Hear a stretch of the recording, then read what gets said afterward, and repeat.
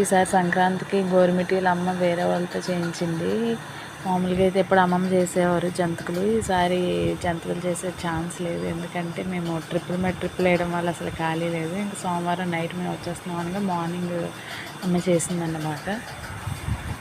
చేయించింది.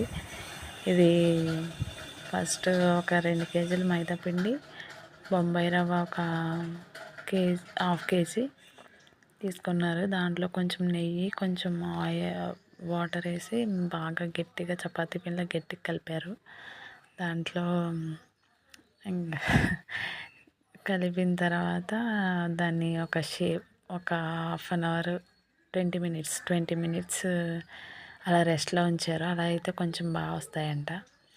ఉంచిన తర్వాత వాటిని మళ్ళీ కొంచెం గట్టిగా అమ్మ అత్త ఇద్దరు గట్టిగా బాదారు. అలా చేయడం వల్ల కొంచెం సాఫ్ట్గా అవుతుందని.